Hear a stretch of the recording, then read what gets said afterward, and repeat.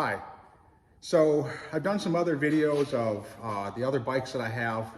You guys may have noticed that for the most part, they're all vintage Hondas. I love those vintage Hondas. I love that style, love that age. I also have some two-stroke Yamahas from the 70s, starting to get into that as well. But I had this opportunity to get a 1948 Indian Chief, and I wanted a American bike. I wanted a vintage American bike. And so when I had this opportunity, I thought, I got to do this. This is a once in a lifetime opportunity to get one. The downside is that the reason I was able to afford it is because it was in pieces. Somebody had actually tried to do a restoration. I actually think it was 2 previous owners that were working through a restoration project, not just one. I know the last guy had actually passed away before he was able to finish it. And so it came to me. And like they say, Indian owners are not really Indian owners, they're caretakers, right? This thing will outlive me. It'll move on to the next person. Somebody else is gonna inherit this. My goal, my hope with this series of videos that I'm going to do with this Indian is to make it a rideable bike, to put it together, to get it to a state where it can be ridden, and hopefully when I'm no longer around, this bike will live on. And because they're so great, and I think that they're part of our history as Americans, and they're fun, and they're great looking.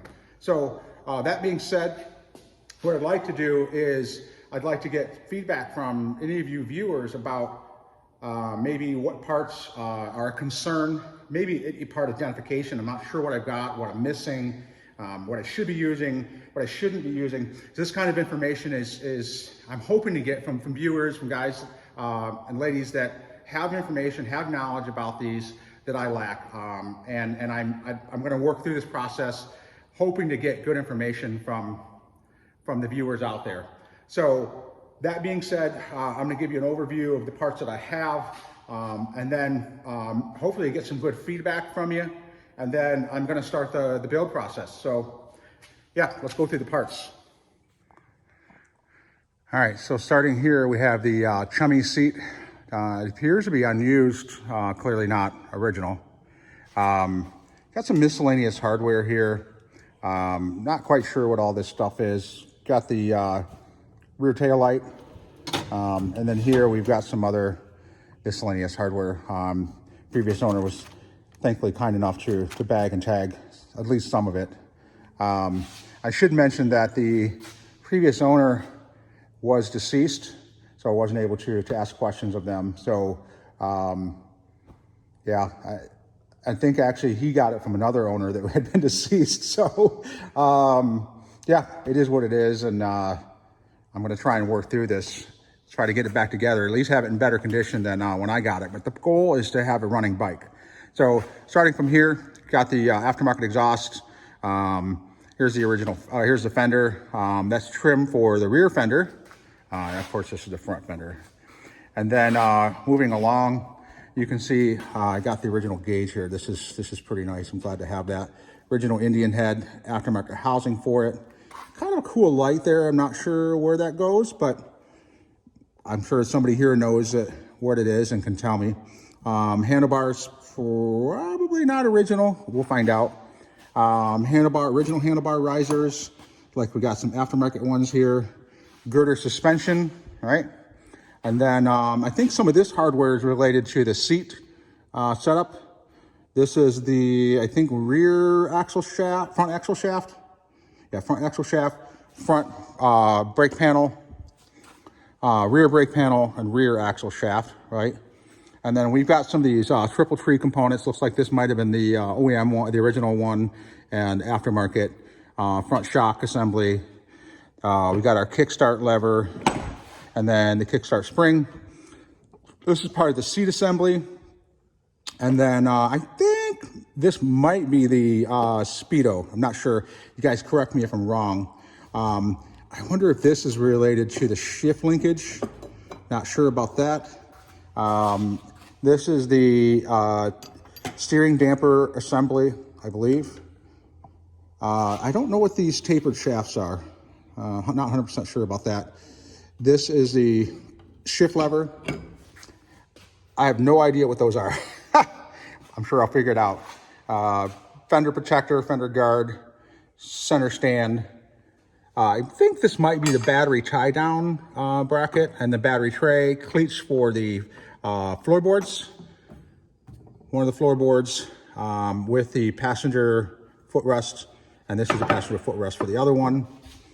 Side stand, generator, fender protector, oil pump maybe? Not sure. I think the 48s were supposed to have a aluminum oil pump. So this is very definitely not aluminum. It's heavy. So we'll see what that is. Original wiring harness. I do not have this key. And the other thing is I may do a 12 volt conversion. This really depends on how this build goes. Yeah, so I think that's it for the stuff on the table. I was glad to see the original Indian badges. Then moving on to, well, the big thing, literally. Here's a frame. So got the rear fender, got the tanks, frames painted. We got the pedals, engine guards. It's pretty much all there. I am missing the chain guard. I saw on Starklight, it's like $135 for the chain guard. I was pretty happy to see that. I'll probably be ordering that shortly. I did notice that these levers aren't turning too well. I'm probably, even though it's got a grease zerk and I could try greasing it, I think I'm gonna take it apart first, clean it up, and then reassemble it. Like this side is not turning well at all. So yeah, the frame, it's really nice. Somebody, like I said, started some restoration and they didn't finish it. So yeah, one of the other things is, this is kind of a big deal. I can't find the frame number. So I've taken a look at this. I don't know if you guys can see it. That frame number is supposed to be in this area here. There is no frame number that I can see. And I think the reason is that they just put such a thick layer of paint. If you see here, it's pretty thick. So I'm gonna have to take that paint off, see if I can find some frame numbers, because one of the things I haven't determined is if the frame matches the engine. So I'll take you guys over to the engine. This is the engine. Looks like they did a rebuild on it. Looks like everything's there.